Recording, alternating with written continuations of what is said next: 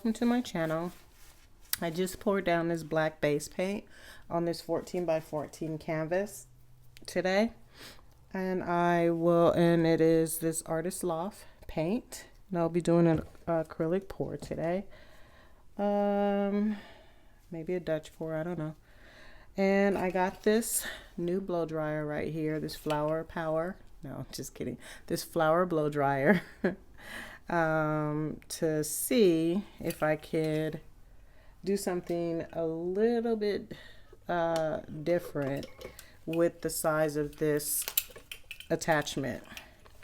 You see the difference? I don't know if you can see, but the attachments are way different, the sizing. I like this blow dryer a lot, and it was very inexpensive. I have linked it in my show notes, so if you've checked it out, you know it's not that expensive.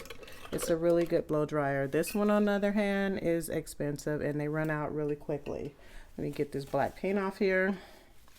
So, yeah, let's try it out and see how it works, and see if I like it or not. We'll see. But anyways, that is what I'm using, and I'm probably going to use this as well, but I don't know, I might not need to, depending on how this blows out. All right, so let's get this colors down. Let's show you the colors real quick. This is one of the colors. I will label them in the show notes as well. This is another one. It's kind of blue today, blue and a little bit of green and some gold. This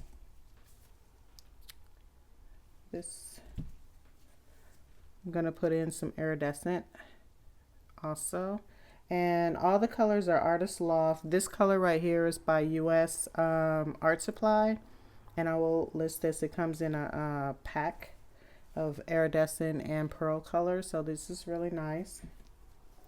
This is my golden color, gold green, and then I'm gonna throw in some old gold, Artist Loft, and of course my cell activator. And y'all know that I use Aussie Floetrol for my cell activator, as well as Amsterdam titanium white.